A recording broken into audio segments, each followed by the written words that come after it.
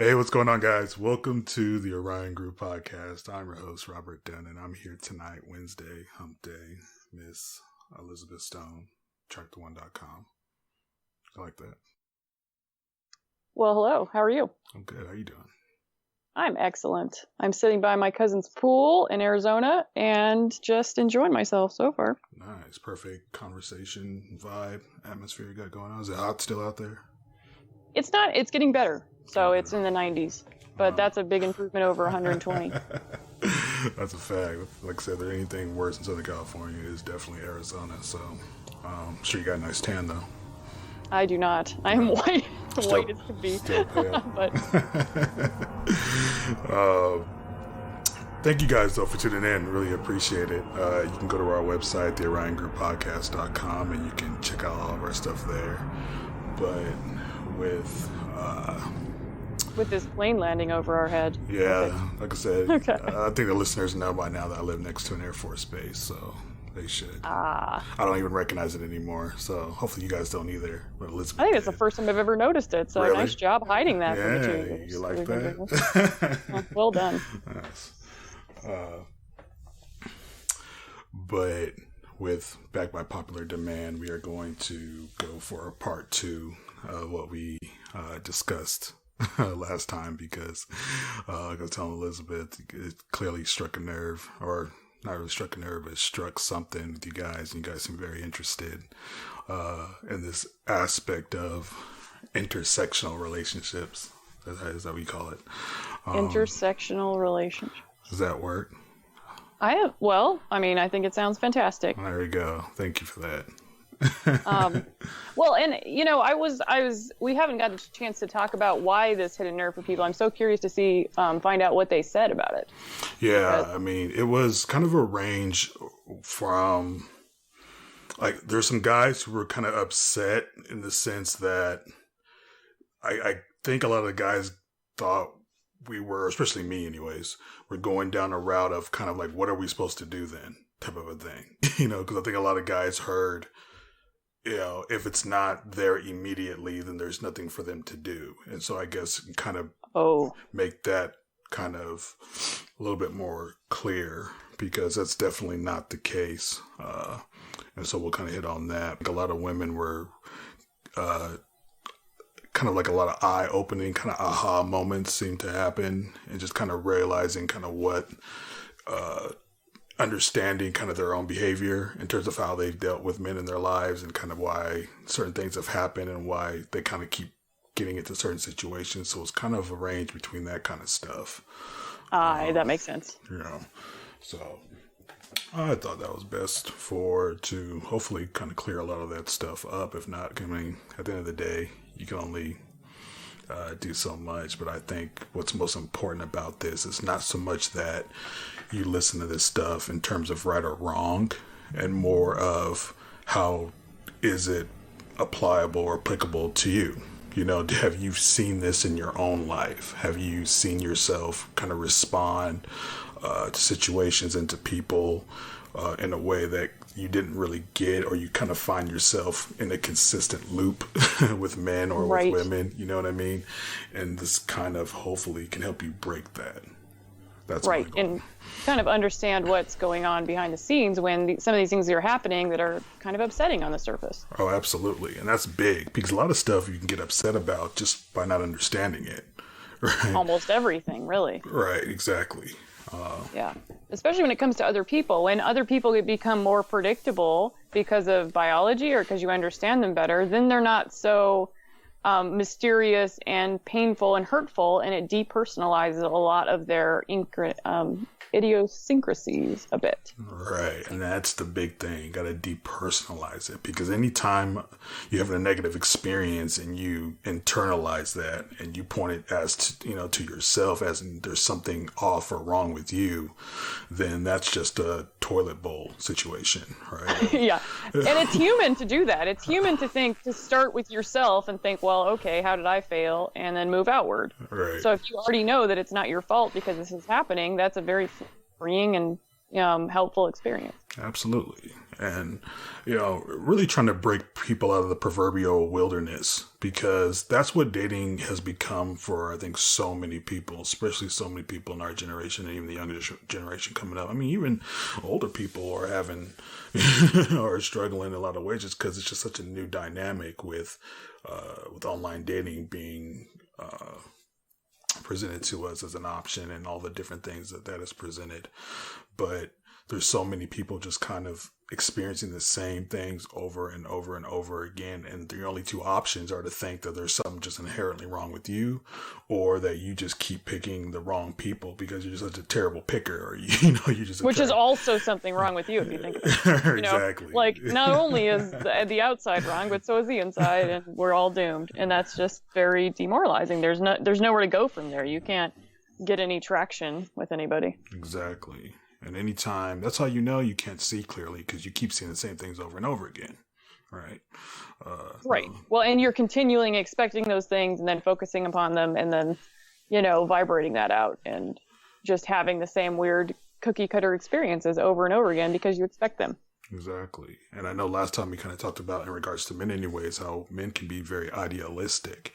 And so men will consistently kid themselves in a situation where they keep expecting this nebulous behavior or action or response from a woman that never comes.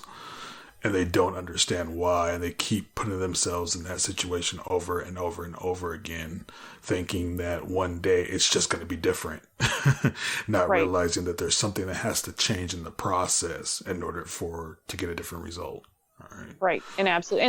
And not only the process of what they're doing, but the process of what they're thinking while they're doing it. Oh, absolutely. And that's the thing. You'd be surprised, because a lot of men, we're so single focused, right? And so we talked about how women have that diffused awareness where you guys are just aware of everything all at the same time.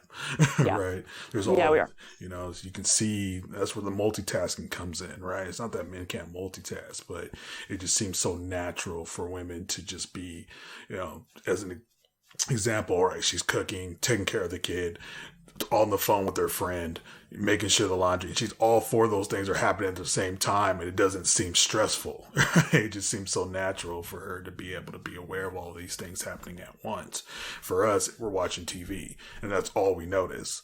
And so the kid can be falling off the couch, and it's if it's not in our line of sight, it's almost gets blocked out. And that's just that's a part of the way both of our brains are wired, and there's important reasons for that. But nevertheless, happened a lot with men is that a lot of times we can stay stuck on a woman for a long time because we are just expecting it to be.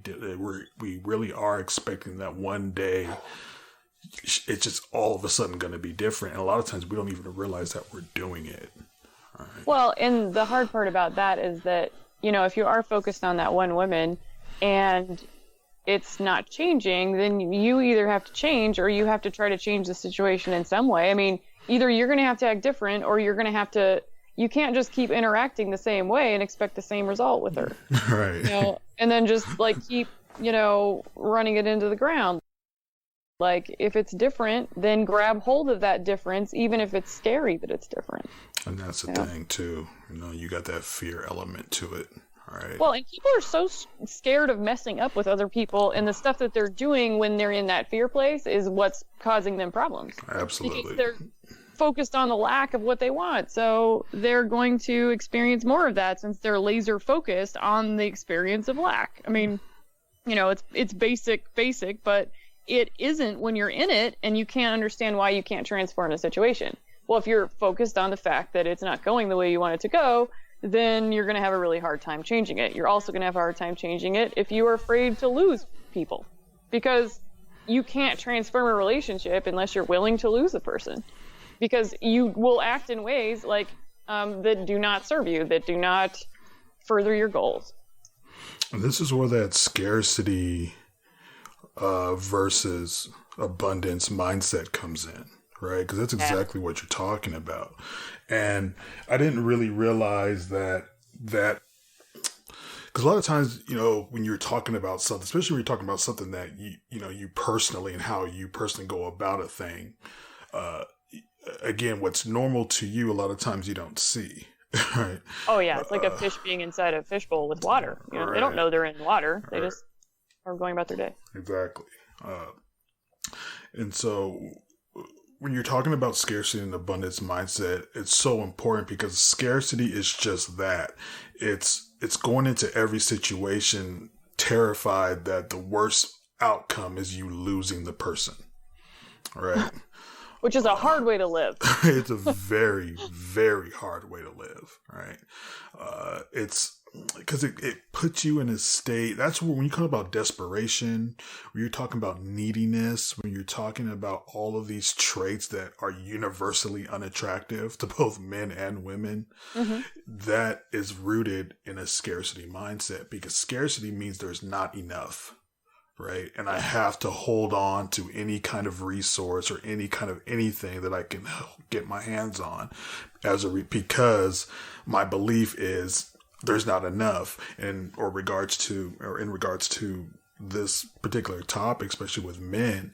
It's, I don't know when this will come around again, right? I don't know when an opportunity like this will come again, even if it's because a lot of times men don't even ask themselves if this is the opportunity they're actually wanting.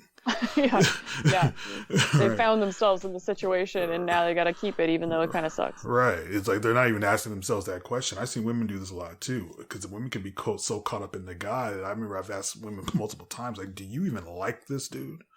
Right. Have you even thought about the fact or considered that is this something that you're actually interested in, or is it just, triggering something, right? That you're a natural response for you to respond in a certain way.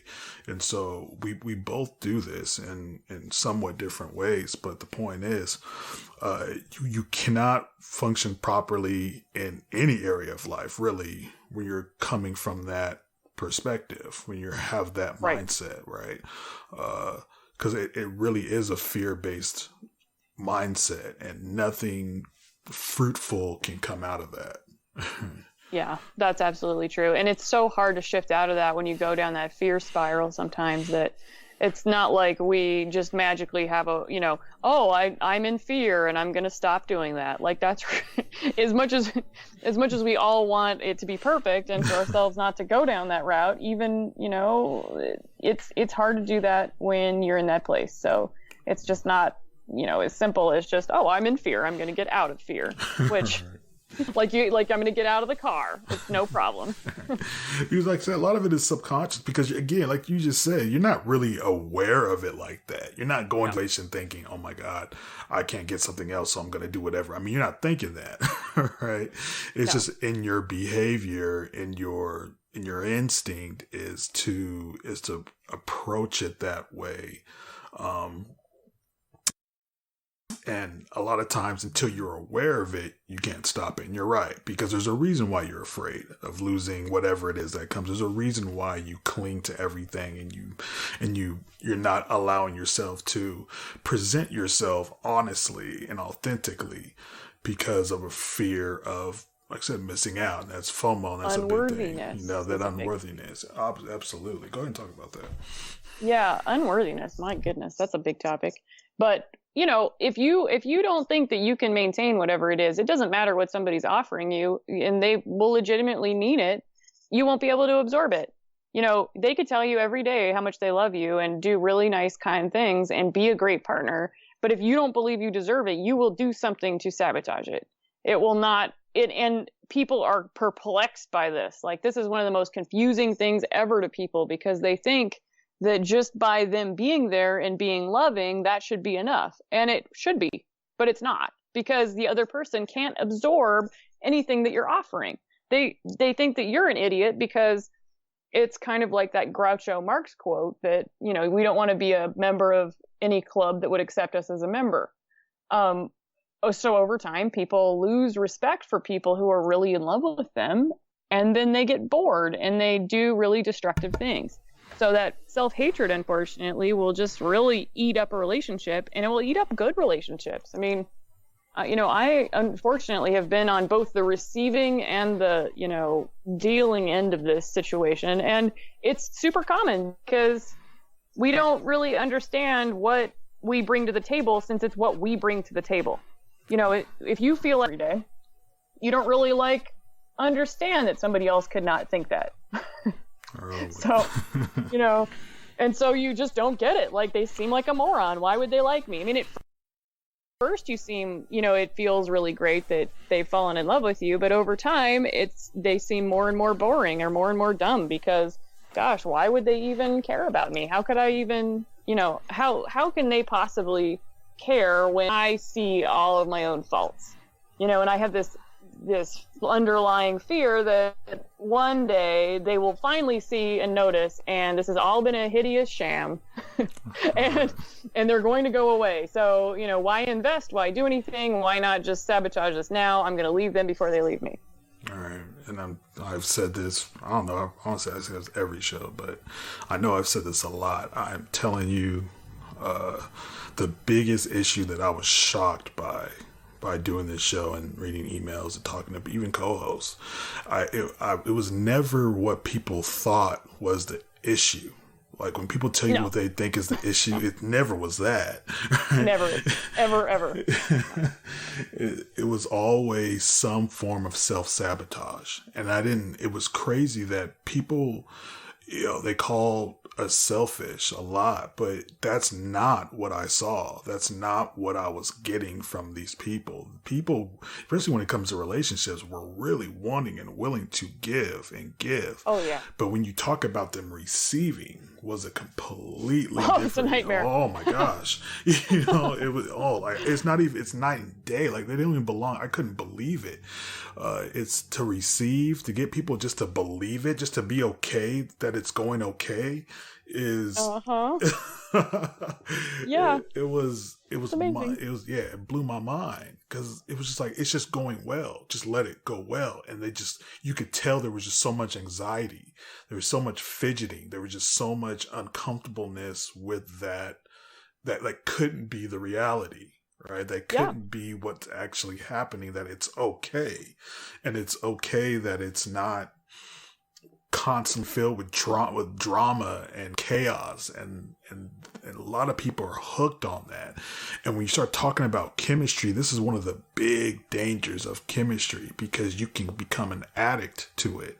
Because really what chemistry is doing is it's that dopamine, right? If you want to get scientific with it, you know, I mean, that's it is. You know, it's oxytocin bonding. Exactly. You know, and there's that, you can, like I said, we've kind of gone down that road before, but the point is, it's when you start talking about trying to understand chemistry, but especially for a lot of the guys that were kind of confused about this, because a lot of the guys were thinking that essentially if she's not all over you day one, then there's no really hope, that almost they have no choice now. That's not accurate. So that's a good point. Right. And no, that's not the case. I would see chemistry as more as a prerequisite, more than anything, in my mind anyways, if I was talking to men, because it's not so much, fellas, that I'm telling you that you're pretty much blocked off from any opportunity with the woman who doesn't have this for you. What I'm saying is that if you're putting your energy into a lot of women for a long period of time, that you're trying to build, it's almost like you're trying to build a house on sand, if that makes sense. Right. You're trying to get her to a place that, as a result of her not having chemistry for you, even if she wanted to, and I know Elizabeth said this last time, like, there's a lot of times women really want to like you like that. Yeah, right? They really would love. I mean, there's so many guys in the woman's friend zone that, I mean, I know a woman has probably had this conversation with at least one guy in her friend zone over the years. Like, man, you know, if there was just chemistry there, it would almost be like I was in heaven. Oh, but, yeah, absolutely. You know, but she can't. Even if she wanted to, she can't. You know, it just doesn't work that way. It's not. Attraction doesn't work that way. It's not this rational thing. So to Right. speak, And right? we don't say to ourselves it's because he said this thing or he did this thing. It's literally a chemical reaction in our bodies that will or will not work for us. So it's not, that we are holding out on something or not giving you something because of some character flaw of yours. We would, it would be wonderful if we could say to ourselves, okay, I'm going to be completely rational about this and I'm going to find somebody and it's going to be all going to make sense. We're going to make a list and there's going to be a check block for every trait that I want. And I'm going to go down the list and it's going to, and then when he fulfills all of these, then it's going to be perfect. I mean, we are not able to do that and men aren't either, but it's not because of a character defect on your part if she just isn't feeling it for you. She might just not be feeling it for you. Right. So, everybody I know has men in their life who they would just kill to have chemistry for. And we just don't. So unfortunately, it's not, but the thing about dating and the reason why, we don't on day one know we have chemistry for you or not. There is not a final determination that we've made, right in the beginning that we even know. And we don't know until we get more physical with you sometimes. I just mean kissing or, something a little bit, more than kissing. And so we can't really make that determination early on. And so we might act real ambivalent and uninterested in you in the beginning. And it may or may not mean that we have chemistry, but I would caution anybody from getting out their magic 8-ball in the first month and trying to figure out if she has chemistry for you without doing anything physical, because we don't know until we, kiss you or experience your chemicals, because that's what it really is. And the thing about this, especially for the fellas, I mean, even on the first date, I mean, there's so many times when women literally say this, it was great, but I just don't feel it. That's literally why I titled this show, or this particular show, this title, because if I had $1 for every time I heard a woman say, I just don't feel it, and guys kind of have that gloss look over their face, and they don't really, that doesn't mean, they don't take that as seriously as I think they need to. Well, see, I think that women need to go on at least 3 dates with a guy before they make that determination. Oh, I agree. If you don't give it at least 3 tries, you're doing yourself a disservice. Because first date, everybody acts kooky. Right. We might not even get to the point where there's a hint of wanting to kiss each other. Second date, people are starting to pull it together. We're starting to see whether there's any common interest. Third date, you can maybe get to the point where you'd kiss somebody or experience in a little bit. And before that, there's not, we shouldn't be calling things too quickly. If somebody's, making a legitimate effort and they seem like a kind person, give them the 3 tries.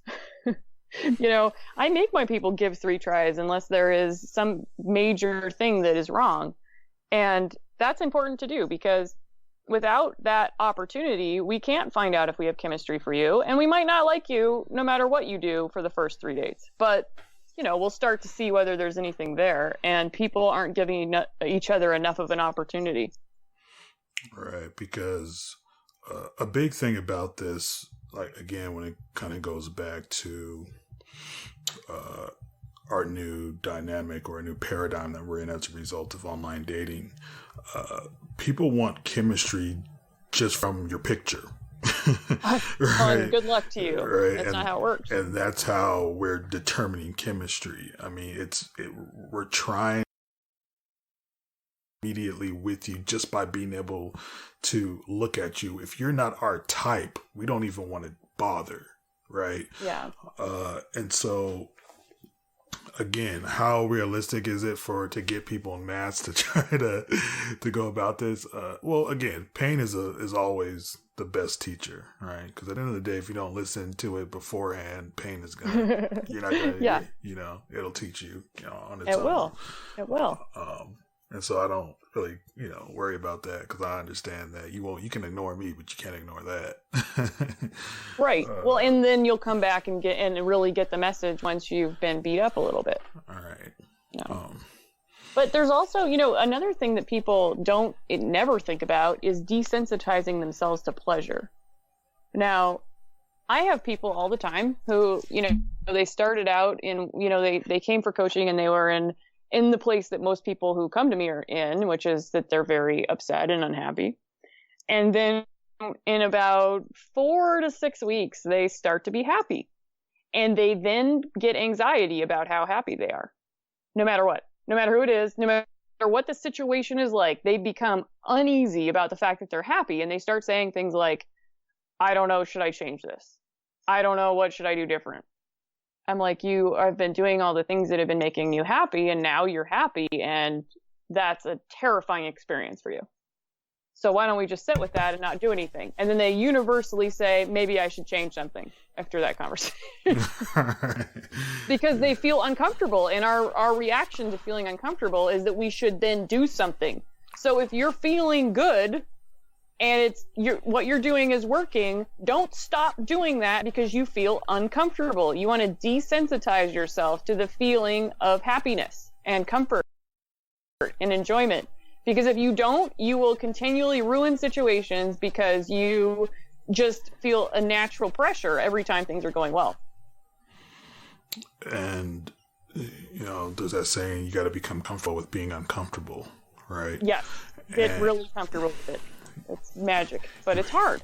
It is hard. It's an acquired taste, so to speak. Yeah, that's true. That's a good point. And you can either pick being uncomfortable because you're doing the right things in the right direction and all of that is scary and difficult, or you can be uncomfortable because you haven't gone in the right direction and your life is in shambles. You can pick, but you get either one. You don't get just to sit and do nothing. Because that will, in fact, you'll decay there too. Right. It's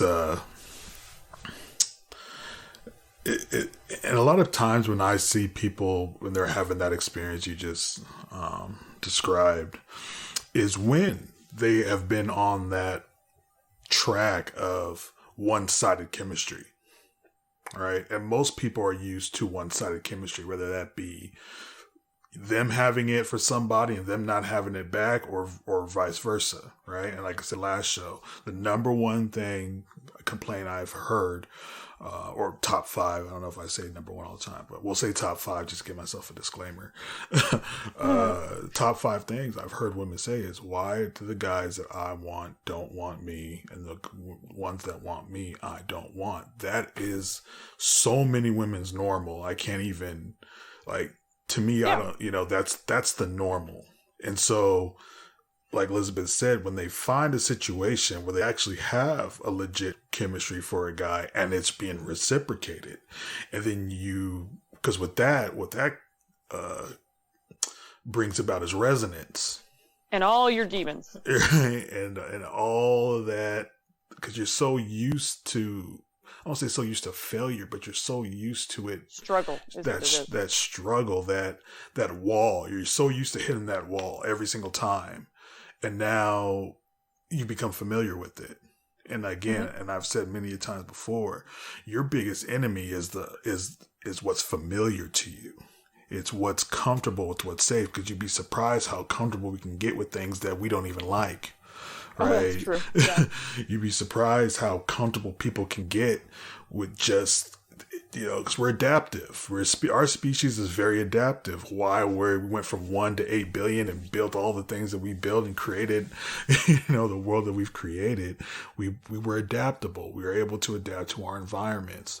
And so that same trait, that quality that has us, build empires and societies, can also keep us stuck, just like so many other things in life can keep us stuck in another way. Just simple fact that, again, you're not going to be able to have success in this arena if you remain in your comfort zone, if you remain doing what you've always done. Because like Elizabeth said, that once that trigger happens, you're going to want to change something to get back to being comfortable.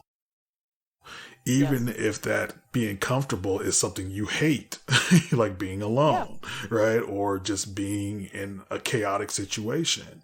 It's very hard for people to get, what do they do? To wean off of that, right? Well, and people don't like pain, but they want it. Right. Like they want it. They really do want it. We want to be frustrated and struggle and work for stuff. And when we don't have to struggle and work for stuff, we feel really weird and like we don't deserve it. So, you know, when something's going well and somebody is treating you well and you're not used to that, you need to look within and let them continue to come near you.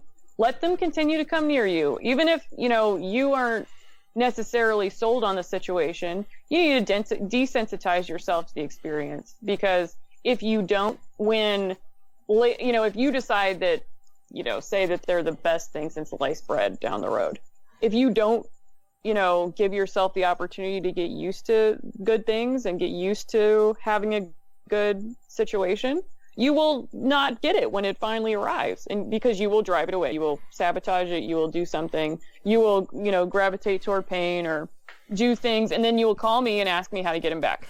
Right. And I will help you get him back, but before I help you, I have to make you happy.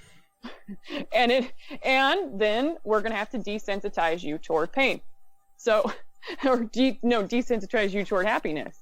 So, you know, you might as well start now before you ruin that great relationship or, you know, leave that person that you love or do whatever it is that because your demons will come up and they'll say, oh, this isn't, you know, this is too good to be true. This other person's going to leave me. I better go. Or cheat on them or do whatever it is. Treat them like dirt, you know. So that they leave you. That's really common. Right. You know, you just treat somebody like crap and then they leave you and then you can blame them for, you know, following through with your, you know, directive because they were the one who pulled the trigger, not you. So it was their fault. Like, then you can just continue to make it their situation. So, you know, desensitize yourself toward pleasure, you know, give yourself pleasure. And I don't mean, you know, like, oh, I went to Starbucks. I mean, you have to genuinely sit and start enjoying experiences and creating a life that you actually enjoy. Because if you don't, nobody will want to be around you because you will continually treat them like dirt. And you won't even know it. It sucks. You won't even know. You know, some of the most amazing clients I've ever had came to me after treating people like dirt and not even realizing it. Right. You know, and it's a sad thing because I never tell them that they were treating people like dirt. I just make them happy and then they stop that. But it's natural to let all of those things fall away once you finally, you know, come to a place where you have to do something and change or, you know, and try a different lifetime. You know, it's interesting too, like, just hearing you talk about that is, I remember some time back and I was reading this thing and they were talking about pickup artists, right? Oh. And one of the things that pickup artists were really struggling with or were kind of shocked by is that they would have their clients, right? And these guys would come to them and, you know, they go through their process and, you know, and a lot of the guys were, you know, being able to get to a point where they can go out and bring a girl home. Okay. But step one. Yeah. Right. Like it was the whole, you know, the top of the mountain to a lot of these guys. Right. And so, but what was happening is that they were getting the girls home and they couldn't get it up. And we weren't talking about, you know, well, we were talking about guys in their 20s. Right. Right. Largely. Right. And so, like, you know, what's going on? They don't. The biology isn't the problem. It's the mind game. Right. Okay. The biology wasn't the problem because we realize now that for them it was never actually about getting a girl. It was, and they were such in a place where it was just so much about the validation that they could, that actually going into the act of it was never really the actual goal to begin with. And so they were actually... It isn't. It's so funny to me. Right? They were actually very shocked by this. It was like, no, if you know anything about men, even other men, like men were shocked about this. It's like, no, the majority of men this is the issue or this is the situation. You know, it was never about it. It was just the fact that the ego, the masculinity, needed it to be validated. And this is how society for men, this is how it's validated. And so it was just the fact that they got it to happen and they got their fix. And so when it was actually time to do the thing, you know, their real selves came down. They weren't even actually, they couldn't do anything, right? They weren't even interested in the activity. No. And so they go back out there and they want to do it again. And it's like, wait a minute, why do you want to do this again when you, like, what's the issue? But they realized it was never, this is what they were actually paying for. And a lot of the guys didn't even realize this is what they were actually paying these guys to teach them, is just how to get that validation, how to get that sense of that your ego has been satiated, even though this is an issue that's never been satiated. It can never satiate like that. But again, external forces can never fix that. No, there will always be another top of the mountain to climb to. Right. Once you get to 10, now 11 is just one on the next level. Right. Absolutely. And so, we have to understand that for a lot of us, or for a lot of the guys, when you start talking about, because a lot of guys are coming into this thinking, well, you know, I want a girlfriend. I was like, well, hold up. You know, and like you said, like, why? What is it? Do you really want a girlfriend? What are you actually looking for? I want her to be hot. Well, okay.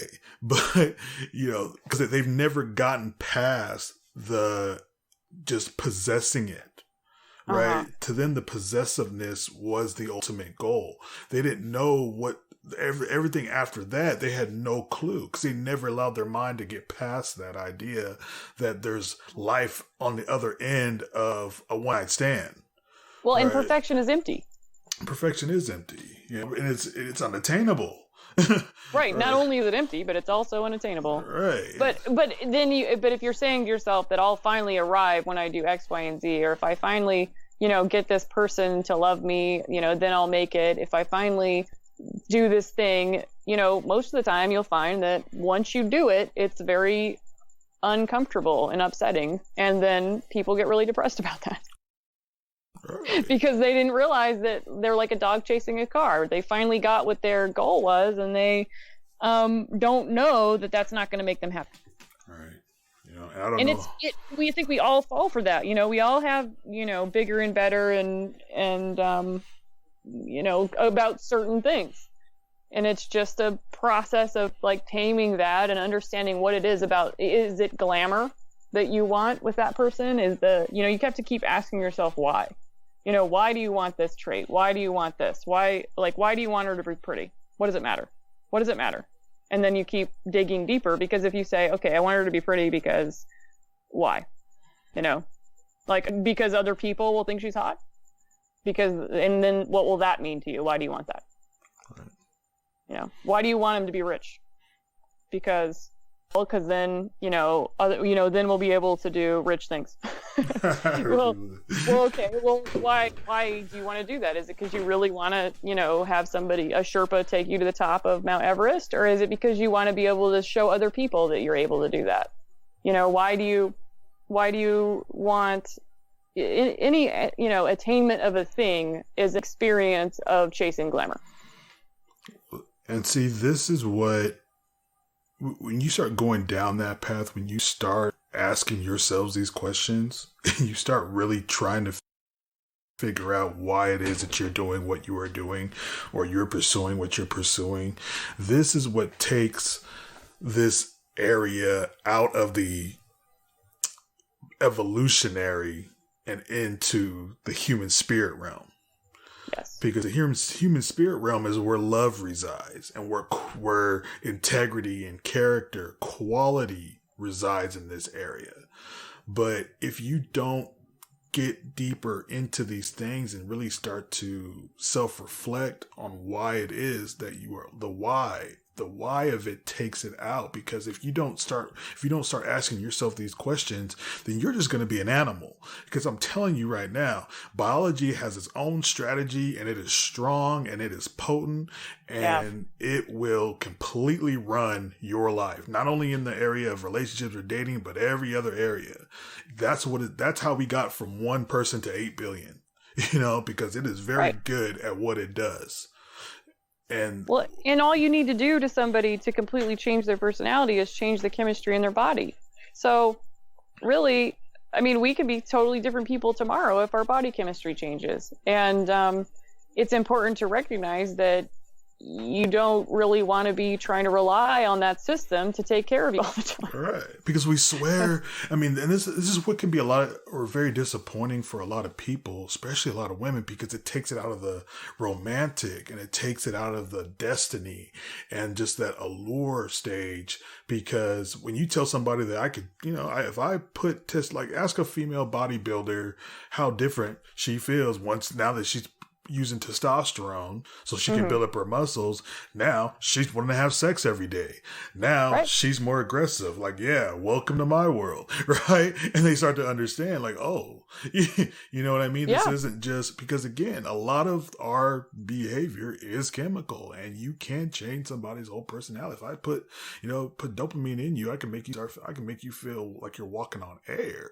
Right. I mean, there's a lot of things that we can do. And I'm not saying there isn't an element of mystique, of just the irrational, that things just happen. I mean, there is an operating system for that. But again, that operating system is a lot harder to activate because it does require something from you. It does require effort. It does require you having to cultivate it. The operating system that just runs our biology, you grow. This is what we all start out with. We have to mature on our own. That's life has to teach us, because we all start out just saying, hey, I want her because she's hot. Because that's all my biology cares about. Right. It's resources. Right. Well, resources. He's cute. He has, we all start out. So that's why high schoolers and middle schoolers are just raw.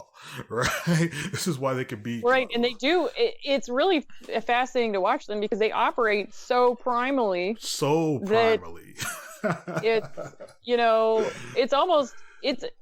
The thing about it is that most people, they went through that phase very unconsciously, and you can't not be because of what's going on in your frontal lobe during that development time. But when people then learn about dating and they realize that their behavior is a little crazy, and then they, try to pull it back, they start acting really unnatural, they have less success than they did at that crazy time when they were acting really primal. And it's interesting because they're like, okay, well, when I was 16, I had all the luck because I was just doing all the animal things. Right. And then I had a heartbreak, and now nobody likes me. And the thing about it is it's like you have to then understand what parts of that were actually valuable. There's parts of, the unchecked masculinity that are very valuable later on. Right. Like that then if I'm coaching, then I end up kind of like, okay, remember this time, okay, we don't want to act like that, but we want to remember what it was like to just do unbridled pursuing and then try to get a handle on some of that. Or, what it was like to actually feel and experience your emotions. Because as we get a little bit older, we stop really, we start tamping them down. We do things to numb them out, and those emotional displays and the experience of emotion can be very valuable, actually. Absolutely. And that's all maturity is. That's really all maturity is balance, right? When I think of a mature person, that's my definition of it anyways. But when I think of a mature person, I don't think of somebody who makes no mistakes. I don't think about somebody who's perfect. I don't think about doesn't smoke, doesn't drink, and doesn't hang around people that do. That's not what I think about. No. I think about people who understand, even instinctually, that there needs to be a harmony between these two aspects of us, right? That there needs to be, rejecting one or the other will have you suffer. I promise you, and this is one of the big things that I wish we all could, because human nature is always extreme, right? I want to do all of this or all of that. I want it to be all this or all that, right? And as you grow up, like Elizabeth was talking about, you start having these experiences where, yes, you're going purely after your that type of person that does it, but then you get your heart broken. And then you got to take a step back and like, wait a minute, right? Hold up,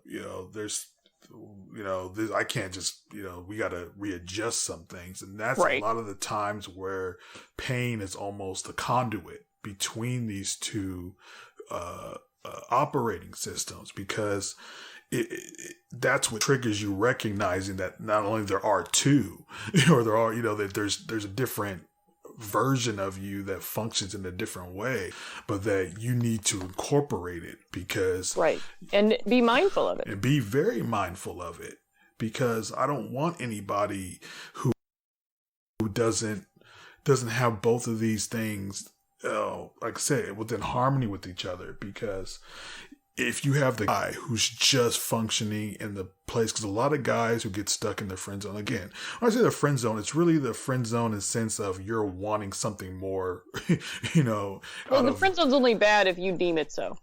I mean, a lot of guys are going to deem it bad if they're wanting the girl more than just friends, right? Yeah, exactly. Like, that's why it's even a term, is because there's a conflict. Right, there's a conflict. There's something, again, can men and women be friends with each other? Absolutely. Yes. It's very possible. I know I've said on the show that I don't think I can, but I didn't specify it. I meant in this scenario of that conflict. Not right. just or like, okay, we dated for 6 years, and now, the fire torches have come out. We're trying to kill each other. Well, could you be friends with your ex? Well, not in that case. Right. But yeah, certainly men and women can be friends. But when I was younger and more primal, I didn't think so. Right. When the hormones are raging, no, you can't really be friends until later, when you realize that all we're doing now is just getting to enjoy somebody longer and putting our pants on. Like, really, like, if you have a good solid friendship with somebody, you get more of them over time, and you just have to sacrifice the part where you deal with the sex. So it can be very valuable to be open to friendships with, the opposite sex, because you would otherwise not get to experience them. Absolutely. I mean, that's really the case. I mean, even if you're just talking about strong acquaintance with somebody, I mean, again, you can adjust this to your ability to be able to handle it, obviously, but to be a human. Yeah. Well, but if you have strong chemistry for them, you probably will not be able to maintain a friendship in a normal way. Oh no, absolutely not. Absolutely. If you want them, good luck to you. You should not try to do that to yourself, because you'll just fry your neurochemistry. Really, you should stay away from people you have strong chemistry for, and not use the F word with them. Well, again, like, that's the biggest thing, because when we talk about chemistry, there is a level of chemistry that it's oh my gosh, because there is chemistry that's necessary. Like what I'm talking about here, what we're talking about here, there's the chemistry that's so necessary for there to be a healthy, relationship between two people, right? But there is a level of chemistry that will just completely destroy your whole everything. I mean, we've all experienced it at least once, where it was just raging so hard that and that most likely that was probably your worst experience, / heartbreak, because there was just so much there. Yeah. When your body goes through an actual physical withdrawal, if you're a woman, and you that, so it's not a fun time. But on the other hand, if you have exes or whatever, people that you didn't have much chemistry for, it's very possible to have a friendship with them. But I mean, you have to know the difference. Like, if you had, the crazy sex with somebody and you knew that was reliable, and then the rest of the time you kind of wanted to kill each other, that's not a friendship you should try to have. It won't work. Because you can't maintain, the kind of rational behavior that you need to be a good friend in that case. You're going to be constantly angling to either, eat them or consume them in some way.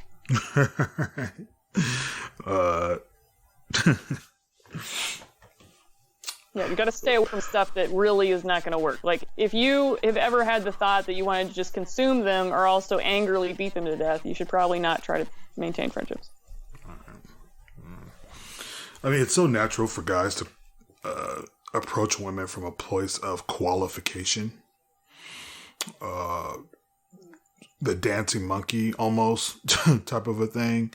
We're like, we're qualifying you. Is that what you mean? No, like we're trying to qualify ourselves to you.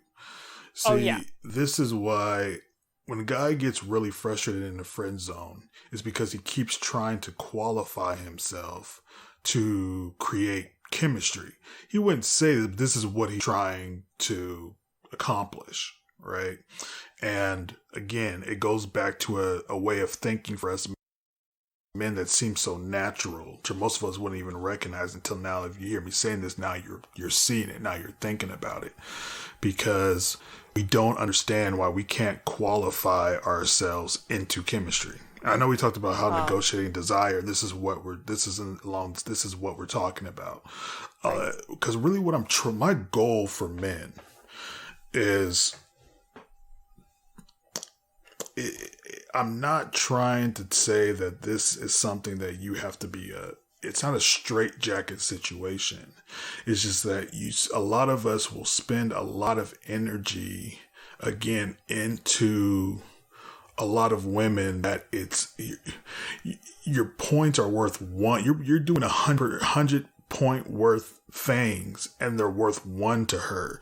And there's nothing that she can really do about that. Obviously, we said before, but the fact is that you think that somehow you're going to qualify yourself into 100. Yes. All right. Well, and you have to get rid of the idea of brownie points and like, we're going to get an award if we get to the end of the race with somebody. And that's on either side. So that men or women, you do not qualify for better treatment if you do more stuff. No.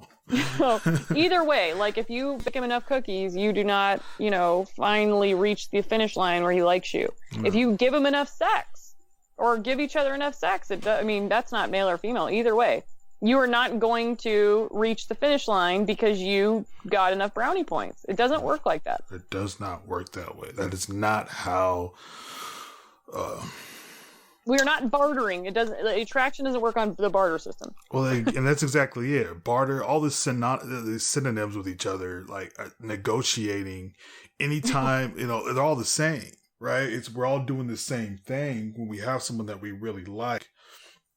And that's the biggest thing, because you really like someone, you're really interested in somebody. But again, scarcity mindset, because if you don't get over this, then you are going to spend so much of your energy, especially for guys, like I said, energy is a huge, huge thing, right? For us and how we go about it. And so you'll see guys just putting all of this energy into trying to do this, and it never works. And they see the guys that the girl that they're interested in is going for, and you'll see this all over the internet. Like, why do girls always like jerks? Why do girls always like assholes? Why do girls, that's how they respond to it, thinking. And then what they do is try to become an asshole themselves, because they think it's the assholeness that is attractive. And they don't get it. It's like, it's not him being an asshole. The assholeness is just a result of the fact that he has no chemistry for her. So, because the guy who you're calling an asshole, or even who she's calling an asshole, doesn't necessarily have to be an actual asshole. Unlike we talked about last time, right? It's not. No, it's just ambivalent. He's just uninterested. I think we mentioned this last time. Exactly. Yeah. He's just uninterested. That's all he has to do. If she has chemistry for a guy who's uninterested, that is what's going to have her claim that he's an asshole.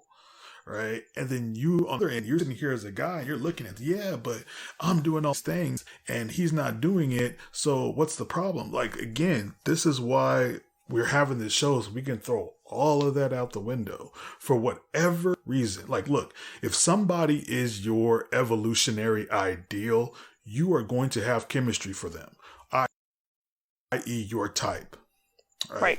And everybody's is different. Are there some things that are consistent among all men and all women? Absolutely. I.e., height when it comes to women, right? Most women want a guy, if nothing else, that's taller than she is. Right. Waist ratio for women. Right. Yeah. Women didn't all get together one day and say, this is something we're all going to want, right? No. It just seems, it's firmware. It comes with it. That's just the difference. It's a part of our evolution. That's a woman's evolution.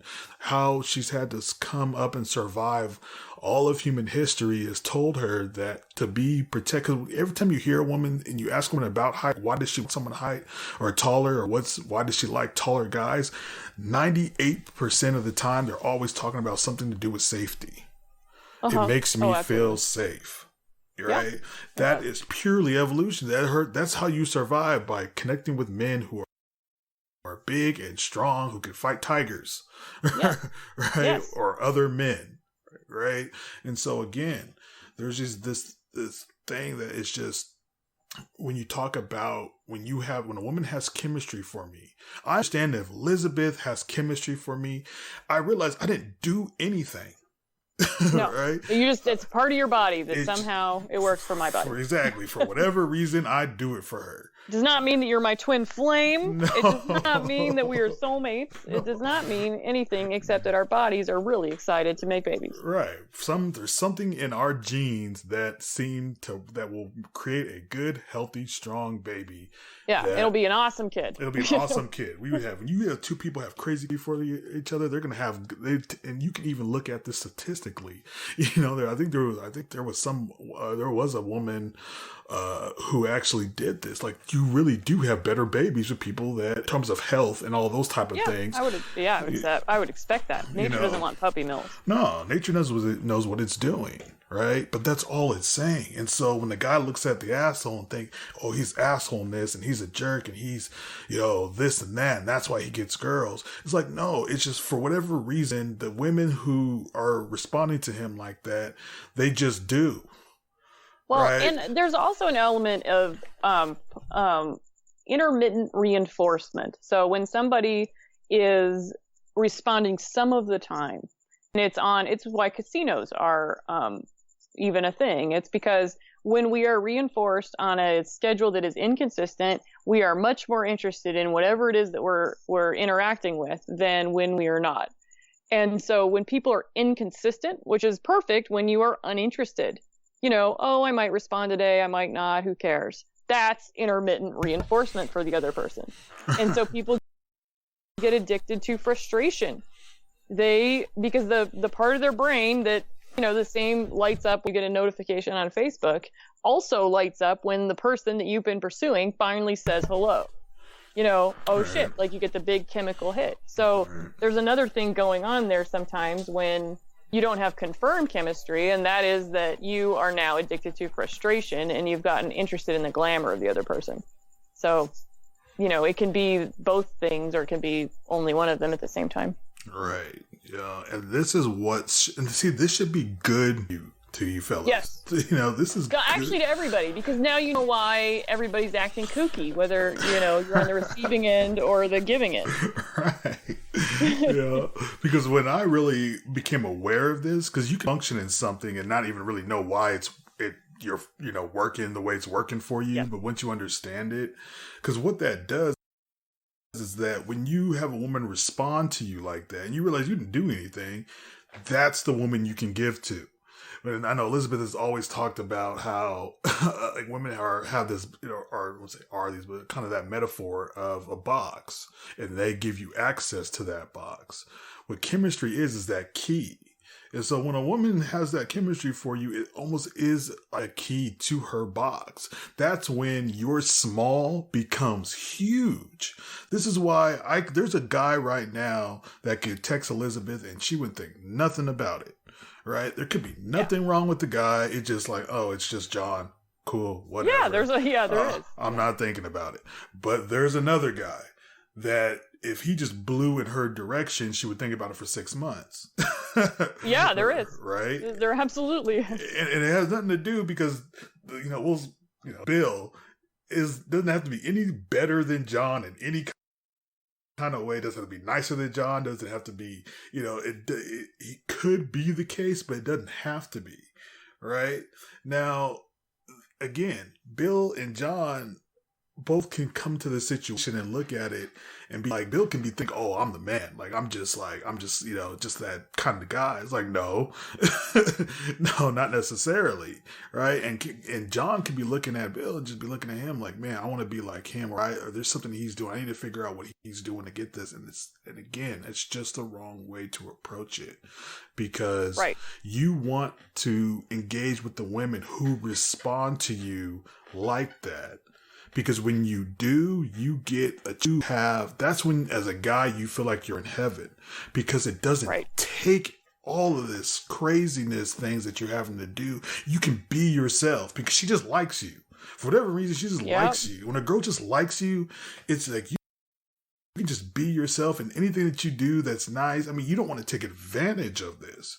But if you're mature enough to be able to recognize the gift that it is, then you will have a version of a woman that you've never seen before. And see, I assume that most you have to be able to receive it. You have to be able to receive it. You have to be able to receive it. You have to be able to receive it, because when you can, man, it just, I just wish I could give every guy at least that experience once. I mean, to be able to look at it for a couple minutes. You can see how it says the difference between spam and steak. I mean, and the other thing is, if somebody's had that experience with you and they love you back, they'll come back over and over and over again. Oh my God, it'll pain you, it will drive you insane, but they will continue. Yeah. They will, reach out after 5 years and drive you crazy, and you'll be wondering why they're doing this, because they don't know what they are losing when they get rid of it, first of all. And second, people have a real problem with joy, like we were just talking about. They have a real problem with deservingness. So if they don't feel like they deserve that kind of behavior, they will freak out and run away, and then they'll be back and, drive you crazy for a time. Right. Because I guarantee you, as a guy, the first time you experience this, even if it's from a girl that you're extremely attracted to physically, I have a 90% chance that you will run away from it. Every time. Almost every time. It's the rare human that won't. Right. It's something that if you're not conscious about, intentional about, because it's such a shock to your system, because it's so different than what you're used to, most likely, that it just, you won't. It kind of breaks your brain a little bit. Yeah, it's like an overload. Yeah. Right? You won't know what to do. It would just seem so unfamiliar. And there's that word again. Something that it'll be unfamiliar. And if you cannot receive the unfamiliar, you are going to stay stuck. You will keep walking around this mountain day in, day out, 40 years. And she will find somebody else. And she'll find somebody else. Yeah, because just holding your dick in the corner, wondering what happened. Because this chemistry thing is not a lifetime. No, it wears out in 2 years for women. Right. And then we wonder why the hell you're wandering over here, because you had that one magnificent experience 5 years ago, and we don't get it. Right. And it wears off. I mean, we wear out of it. The thing about women is that once we've kicked you out of the container, it's hard for us to let you back in. So if you keep, this whole in or out, weird behavior going, you will lose us. And then you'll call me and try to get me to help you get them back. And that's okay. And that's what I do. And I don't mind doing that. It's just that, unfortunately, we just can't. This is why we can't have nice things. This is why we can't have nice things. but for the women listening, we have a hard time understanding this behavior in men. And we have a hard time recognizing it when it's happening, because there's been so many other times when maybe the guy was really disinterested in us or really didn't like us. And so easy to say, to close the door and be like, well, okay, you clearly don't love me or whatever. And the guy's really just doing this weird dance where he can't appreciate you. And he deserves to lose you if he can't finally pull his head out of his ass. But if he eventually does, he probably will be sincere when he returns. And that's the thing. I mean, we have the tendency to believe everybody is healthy. And that we are somehow missing out. Right. Or that other people have the answers that we don't have. That's the funniest thing to me, is people think that the other person in the relationship has all of these answers that nobody has. And so they like wait for the other person to make all these decisions. Like, well, do they like me? I don't know. And the point is that the other person isn't sitting there having any answers. They're wondering the same thing about you. Right. Like, oh, what does she think about me right now? You know, what is, you know, and the girl's thinking, well, what is he thinking about me right now? Right. You can decide what he's thinking about you by not being weird, very easily. And it's funny because You like decide the matrix. Sorry. no, I mean, like I'll hear girls say, you know, well, if a guy likes you, you know, he'll call you, and in my head, I'm like, well, yeah, unless he's scared, or unless there's a million other things that could be happening that could prevent him from calling you. As in, the fact is, there could be reasons that he may not be doing this. I mean, I'm not pointing about this whole specific, or I'm not talking about, you know, obviously the specific situation. It's just a principle of the fact that we have to give, we don't give ourselves permission to be human. And so naturally we don't give other people permission to be human. So we think if they're not doing what we probably wouldn't even do given the situation. And a lot of people, like Elizabeth said, miss out on things. Just simple fact that sometimes people just need some more time. You know, Yes. Sometimes people just need to work through their own, you know, like, I don't want a guy's friend. Well, it's like, well, every guy. What if he knows everything on day one? I mean, is he omniscient? Jeez. Right, exactly. That's a high standard to reach. Exactly. And we kind of gotten to this point, but usually, like, it's always the guys who are the worst, like, on the lowest totem pole who have the highest standards. Have you ever figured out why that is? Why the guys who seem to, I know there's kind of a joke about like the incels are always one, like if you have some kind of, you know, body imperfection, it's like it's a turnoff for them. Why? Because the harder and more hateful you are to yourself, the more you're going to try and balance that out with perfection in another person. Oh, that's a great point. Yes, absolutely. You know, and so again, it's funny because I hear women say all the time, like a lot of times the guys that are really considered objectively the most attractive are a lot of times really nice.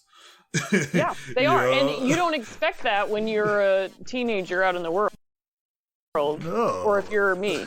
You know, I thought because I got bullied pretty heavily. So I expected that like you couldn't trust anybody, but you particularly could not trust popular attractive people. And what if you become attractive? Well, then you're really screwed because that means you're also awful. So, you know, but then if you take that out and then you start dating with that mindset, like you cannot trust attractive people. Just imagine what you're then doing. You're now like, okay, well, what do I have to settle for? You know, as your number one, where you're starting.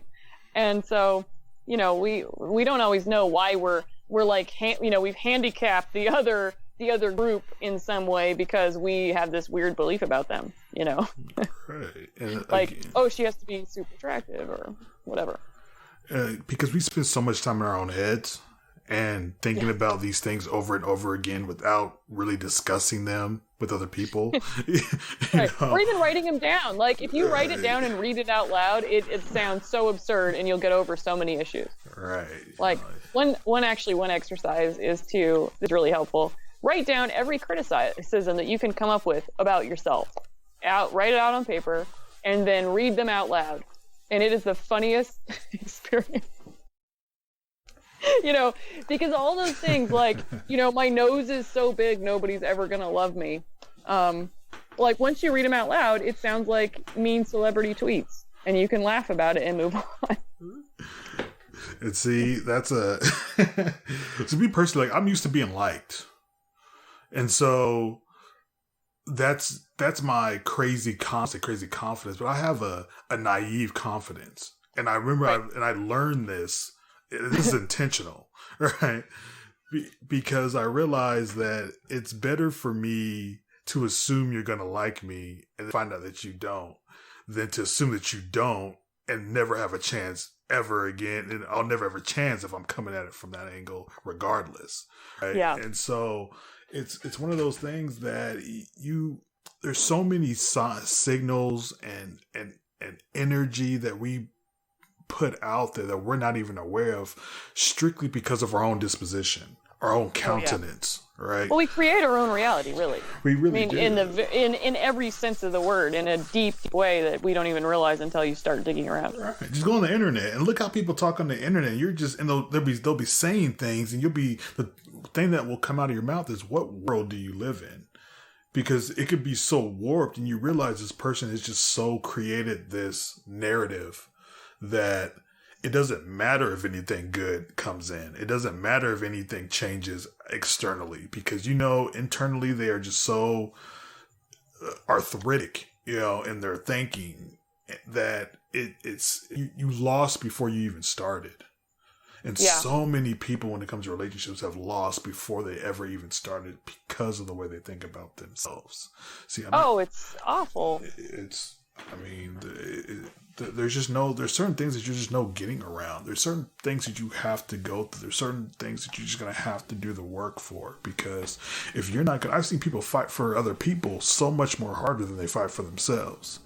Oh, everybody fights harder for other people than they do themselves. I mean, if you didn't, that would be really helpful, actually.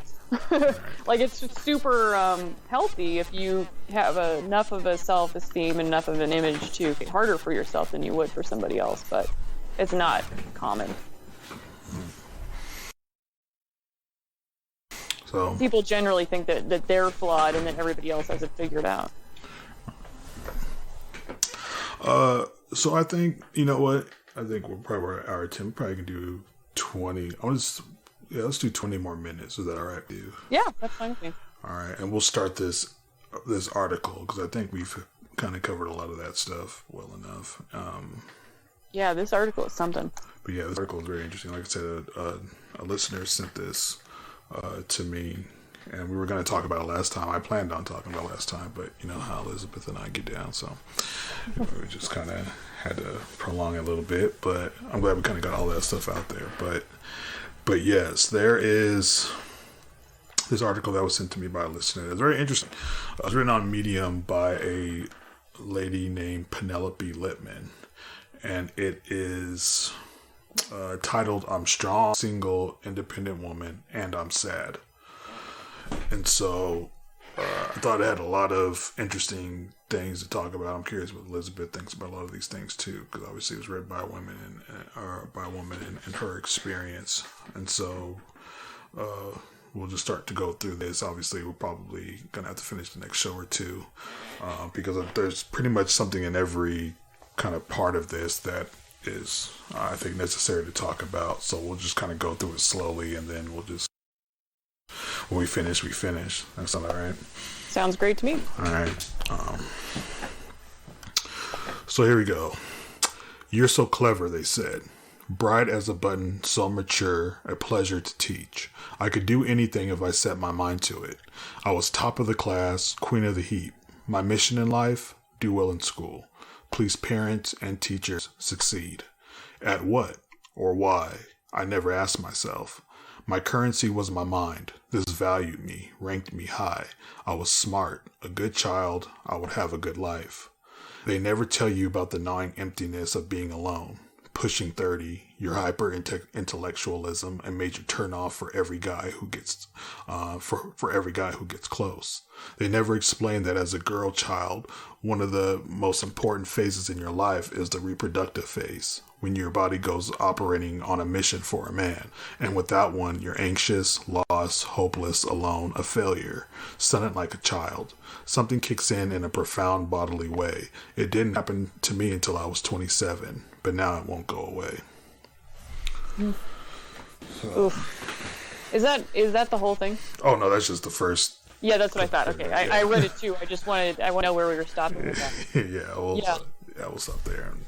Oh, well, and that's like the biological clock, really. That's what he's hearing. But we also, kind of grew up in this generation where all of a sudden, it was okay for women to have jobs. It's okay for women, and even encouraged for us to go to school and be educated.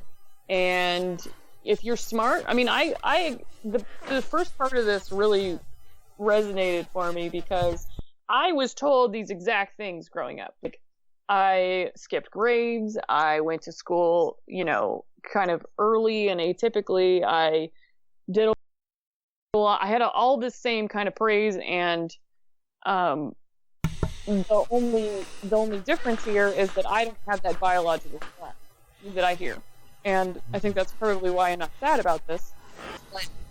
Like I was raised to for my accomplishments as well, so I relate to this woman. It's so funny. Well, I guess not funny, but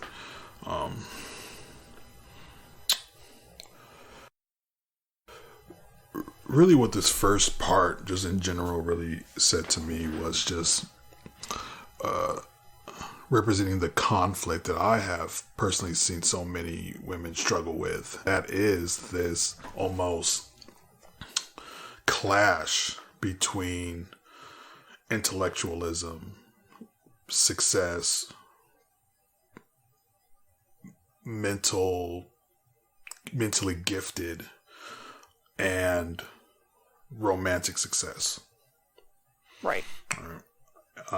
And then so many women use the same line that she did, which was hyper intellectualism is a major turnoff for every guy who gets close. And so many. And that's where I have to differ.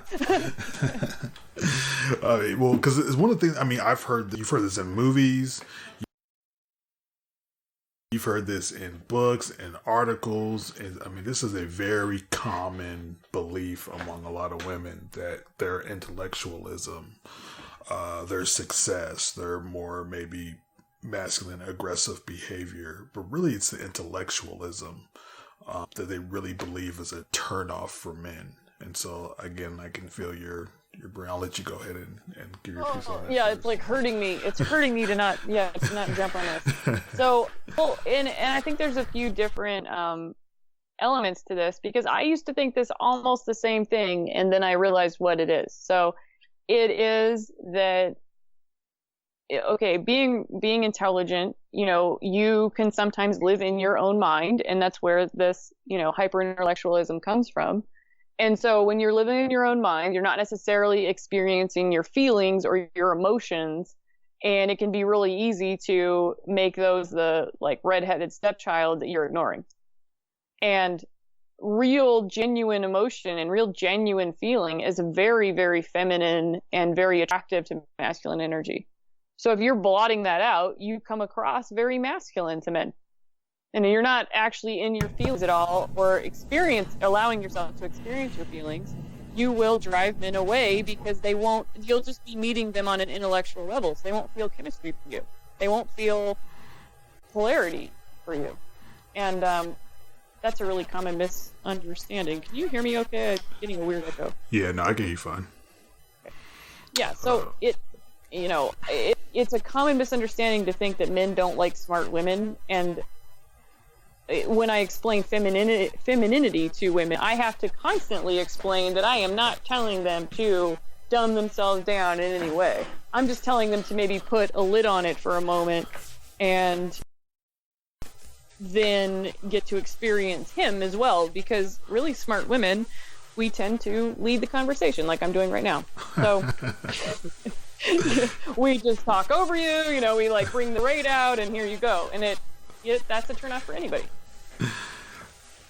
And I think what this issue also brings to the table is also, because of the times we're living in, creates a societal conflict. Oh, yes. Absolutely. And so it's very hard to talk about this issue because this kind of represents a pretty large cohort, I want to say. Huge. Well, because we feel like whatever we got valued for isn't really valuable, and now we're screwed. Right.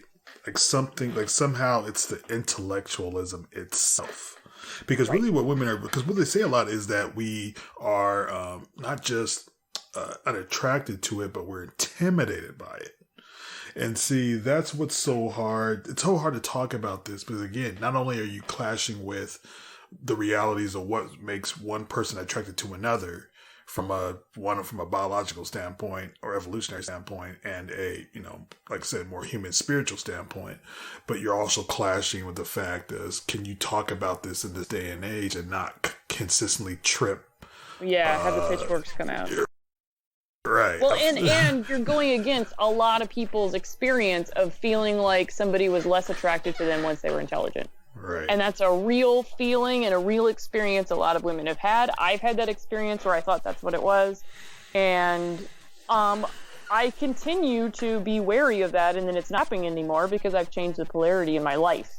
So, you know, but I get it. I get why people would assume this is what it is, because we've been beat up and not felt like we were valued. And it is a tough conversation to have, but the point about it is that you can have both. It's just that you have to believe that you can have both. And also, you know, your partner is a smart woman. Your real partner out in the world doesn't want a dumb woman. Right. Like, your actual counterpart that you should, in fact, be with is not interested in, you know, an unintelligent person. And they're not interested in having boring conversations about, you know, things that would make you cry because they were so, you know, mundane. So you don't have to worry about, like, impressing all of mankind. You just have to eat your lobster, and he'll want you to be intelligent. And like I said, because I understand that completely, right? But to someone who doesn't, you know, I won't say the average person, like somehow we're not average, but to someone who doesn't, the unaware person who isn't aware of what these terms mean, because when you say polarity, that's a huge word in this context. Yeah. And dominant masculine men are not attracted to masculine women. And they're not, right? No polarity. No polarity. And when we say polarity, we mean obviously the opposites attract thing. Most people have heard that saying, is when if you have a dominant force, whatever force you're bringing to the table, in order for that to complement you, you need the opposite of that, right? The yin and yang. And we all understand that. Right. Yeah. This is why in same-sex relationships, you still see polarity. There has to be polarity, otherwise it will not work. Right. Because every relationship doesn't matter. Relationships just need both. They need a masculine energy and they need a feminine energy. This is why a lot of times when you do see more masculine women, they are with more feminine men. Right, because you both can't bring the same thing to the table, right? If you're both doing the same thing, there's nothing to be attracted to. I don't need what I already have, right? Yeah, exactly. And so the misconception is that it was your intelligence that made him unattracted to you, when in fact it was often that the polarity was off. And that's when I discovered that, it changed my entire world. Right. Because when you hear that, you realize it's not dumbing yourself down. It's not that your intelligence, you cultivated your intelligence, you cultivated your masculine traits, but you did not cultivate your feminine ones. And so when you see this, when you're having this experience, it's not the men are not attracted to your intelligence or intimidated by your intelligence. It's just that when they deal with you, they don't see any femininity. Right, and the intelligence is not what they are, the intelligence makes for an excellent relationship down the road, but as we're getting together, that is not what we are number one focused on, in either sex, really. No, I've never had a guy ever in my life, never, ever, not once, ever talk about a situation with a woman that didn't work out well because of her intelligence. It was never like the intimidate. Because a lot of women just think, because I'm always saying men are not intimidated by women. Like, we're not intimidated by you. Like, I used to think that. Like, I used to buy into that too. So many women think, we're not intimidated by you. I know how many times we have to say this. We're not intimidated by you. You're not intimidating. Like, I don't care who you are. I don't care what you have. You're just never going to be intimidating to us. And I don't mean that disrespectfully. And I'm not saying that to cover my own pride. I'm not saying that to protect my own it's just ego. Not where you're at. Yeah. It's just not where, that's never the issue. I've never had a guy be intimidated by a woman. It's just that we have to have polarity. We have to have difference We have to have the fact that there's no reason, because again, I don't say the idea, but the culture shift of women, like I said, having jobs and being able to support themselves and all of these great things. But at the same time, a lot of women stopped cultivating their femininity as well. Well, and it's very yang. All those things are yang things. We are all, operating in our masculine energy force when we are going out and doing stuff. Anything. Right. If you're doing anything, you're in your masculine energy, and that's okay. It's just that you aren't, if you running on your yin energy, you'll start getting all kinds of amazing, attention from men, and it will just be that you switched over on the energy sources, and that's what I teach people. And you can function and see, like, let's take like celebrities, women that you would know, Beyonce or Rihanna. Like, these are women who clearly function in masculine energy when they are doing their thing. I mean, have you ever heard like Rihanna when she's doing her song? But have you ever heard her talk, like giving her interview? It's very masculine. It's very different, very very different, because you can tell she's in two different energies depending on whatever she's doing. Well, we all have both.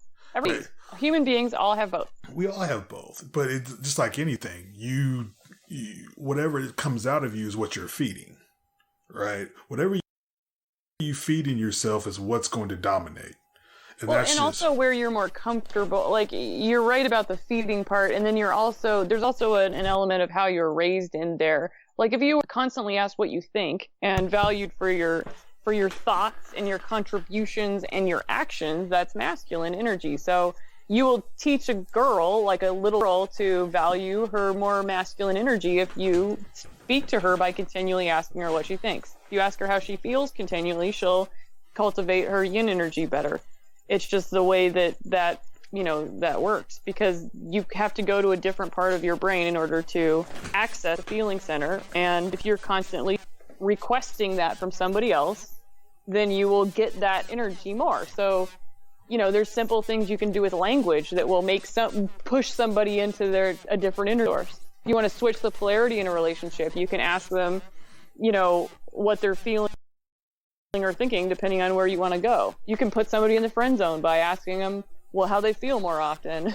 I mean, it's very simple and easy to do, but it's just that nobody knows about it. Right. I mean, and this is what's such good news for women who feel like this is the case for them fixable. So many times, because again, now you don't have to.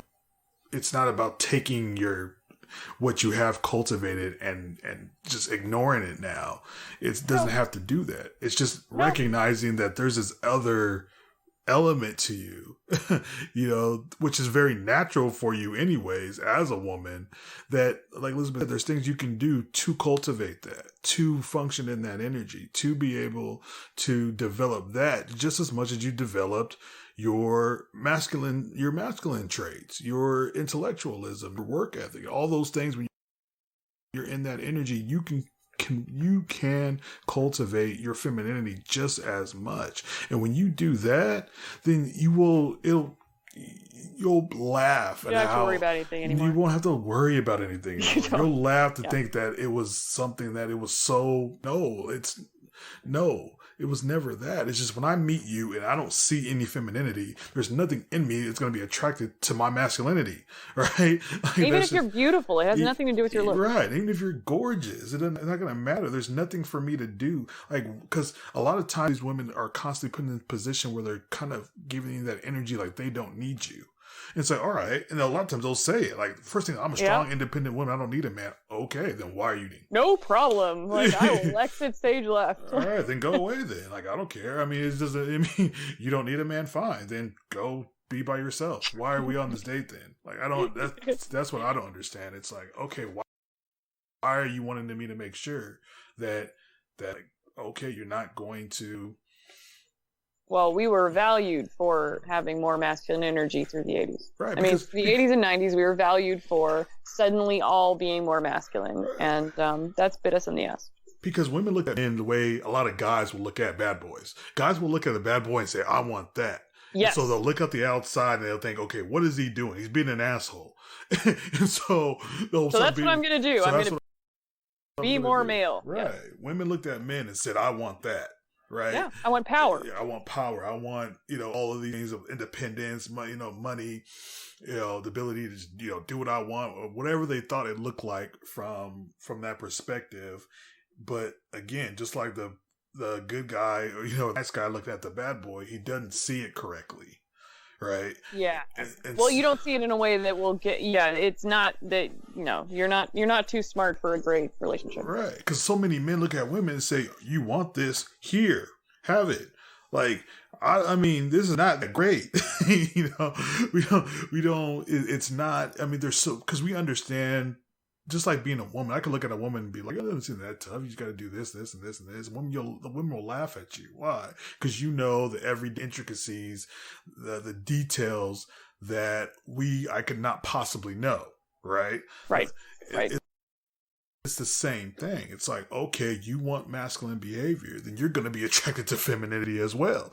You're going to start desiring, you're going to have heart attacks at 38, at 35 or 40 years old. You're going to start developing, you're going to have all these things, but there's a lot of other things that comes along with it. Right. So it's not the pursuit of the masculinity, right? You can pursue career, you can pursue all these things independently that you're wanting, but understand that that's not really, again, what you're really actually after. You're wanting to be able to function your masculinity when you need to and be able to function in your femininity, and that be okay, because it's almost like so many women have told women that femininity is the problem. Well, femininity is the hard part. We've been up down, and there's been a lot of society problem with femininity for a long, long time. Right. So we've been, it's a powerful, chaotic energy source, and it's been degraded and messed with, and now we're having the kind of battle of the sexes deal, and that's all cool, but when it comes to having a nice life for yourself, you may want to explore other options. I mean, it's one of these things where, I mean, if you told me that I was going to teach women how to be more feminine when I was in my 30s, if you told me this when I was 21, I would have probably laughed at you and then been angry. Because how dare you? Right. Like, this is so not worth anything. Right. Like, why in the world would that be? That's not powerful. We're not going to get anything out of that. Like, that is ridiculous. And now, having been on the other end of it and understanding why, it's laughable to me that I was that naive. But at the time, I was like, well, this isn't, worth anything. That is ridiculous. And I grew up definitely leaning in my masculine energy. And most of my clients start there. I mean, I attract really go-getter women who have great careers. And, they're the women in this article. Like, my target people who always come to me are literally this woman. So, and the reason is that they know that something's missing, and they, wake up and realize that, like, they're not getting their needs met and don't get why. And then they have to go down the rabbit hole, and then they feel like they are conceding to the enemy or something. Like, okay, I'm just going to dumb myself down. That's my solution. Like, that doesn't work, because you can't. You just can't. Like, he doesn't want you to. He might want to have a nice conversation with you at some point, or you just continue to hide that you're, like, brilliant. I mean, that's dumb. That isn't fun for you. Like, don't do that.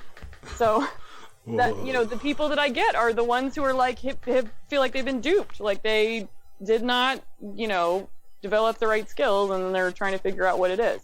And it's a dirty word. Like, I have to spend a couple weeks usually of getting to know somebody and talking to them to get them to even accept the idea that we may need to explore feminine energy, and it's not what they think. And guys, the flip side, obviously, just there's nothing like femininity. We need it like we need air. I mean, there's just it's rare too. It's just strange. There's nothing you can't get it anywhere else. I mean, there's nothing you can't get that in anything on the planet. It is the rarest. I mean, it's just you can't get it anywhere else. And so guys at the same time though will be looking at femininity and they don't understand why women hate it so much. We don't understand why you're fighting so hard to get rid of it. When guys look at feminism and guys are looking at all of these and you're seeing women just really trying to almost just, disregard it completely. We're looking at it like, no, like don't. But what guys, it's kind of like what you just said though as well. It's like femininity has been, by nature of what it is, can be taken advantage of. And it has been for all of human history. It's really put women in really vulnerable positions throughout history. And well, only real power is repressed. And that's why when guys are seeing these things come about, they're seeing the fight to get away from it so hard, they don't understand it. But this is what happens every time we're in positions with women, and we have these women who are have this chemistry for us. When a woman does love you, when she does give you that element, that aspect of her, and it's abused, then you would not want that. You're going to look at that as the problem as well. You're never going to want to be in that position again.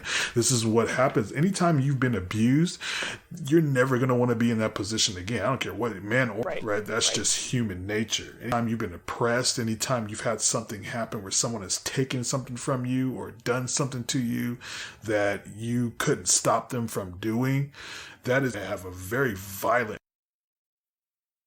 reaction to you. And a guy's gonna understand. I mean, if I try to grab a guy and try to do whatever, I mean, he's gonna have a violent reaction to that, no matter how much bigger I am than him. You know what I mean? And he's not gonna forget that. And so this is where, again, a lot of the issues that we're having is kind of gender cold war we're kind of in right now. A lot of these issues are a result of it kind of finally coming to kind of a head that there's a difference. We need differences between the sexes. We need the masculine and feminine energy to be harmonious, but it seems like no one wants to bed anymore. No one wants to kind of be the person who has to go first. No one wants to be in the position where they are considered the one in the weaker position. This is why people, want you to like them more than they like you, right? That whole ordeal. Well, but again, it's just as we continue this conversation, as we continue through this article, what we have to understand is that this isn't helping nobody. With us, nobody benefits from this, from no femininity. Are you kidding? No, like nobody benefits. No one benefits from that, and I don't know about you, because like I said, I refuse to live without it. You know what I mean? Like I just, it's not going to happen. And so, but again, it's something that we have to understand within each other, because just like, I'm going to say a simple issue, but an issue such as this, when we're thinking that your intellectualism is the culprit, or your mask, or you're too nice. You're too nice. Must be it. They don't like me because I'm too nice. Right. A guy said all the time, I'm just, I guess I'm just a good guy. Be a good guy. Women hate that shit. Like, no, they don't. They love that shit. They love that shit from a guy that they have chemistry for.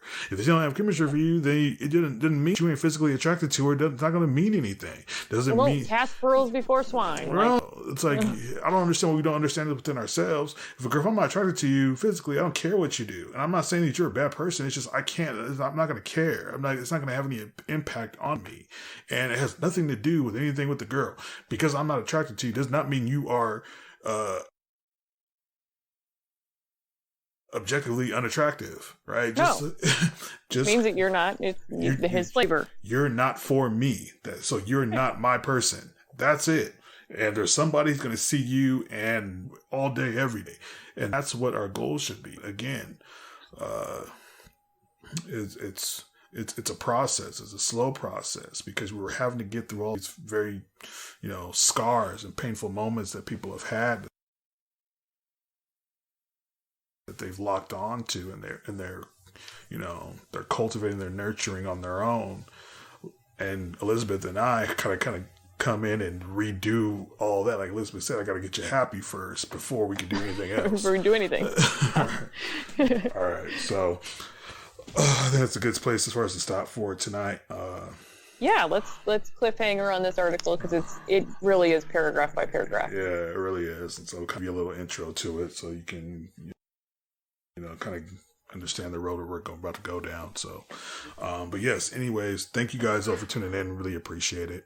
Again, you go to our website, the Orion Group My Podcast. turn to have a plane. I'm sorry. I had one at the beginning. You had one at the end, right? Okay. Getting done. Okay. Excuse me. But yeah, you can go to our website, orionggrouppodcast.com. You can check our stuff out there. Elizabeth, you want to let people know how to find you? Yeah, I'm available at attractone.com, and it's multi-author, so you can just always click on me and look at my stuff. But, and it's okay to email us and connect with us. Absolutely. But yeah, I hope you guys got something out of tonight, pick something out of it. It's like I always say, it's like, hey man, just get what you want, leave what you don't, I suppose. But this could be one of those things where over a period of time, certain things will make more sense as you go through things. And so, but nevertheless, I sure hope it does. I hope it does. Oh no, it's going to, guarantee you. Trust, it's going to happen. It's just, success means, or all success is preparation meeting opportunity, right? It's always to have a knowing of kind of what you're getting yourself into, because then you're better be more prepared to handle it, right? Absolutely. And so that's my thinking is, because again, some people are just not in the place to hear this or to hear certain things. You're just not there yet. You want your evolutionary ideal. That's all you want. And you're going to be, there's some people I know, they will have their type, and there's nothing you're going to be able to say to them, and that's fine. But understand, if that's not reciprocal, you're going to, it's going to be tough. You're going to go through some One stuff. day you may change your mind. Maybe, good luck. But I mean, hey, run through the flowers first. I don't have any problem. I don't have a problem with hey, it. like get yourself satisfied in the world of Caesar, and then Right. we'll talk about spirituality. All right, there you go. I like that. That's a perfect thing to end on. So yeah, I'll just stop talking. So enjoy the rest of your night, day, wherever you are in the world, and we will see you next time. Thank you, Elizabeth. Thank you.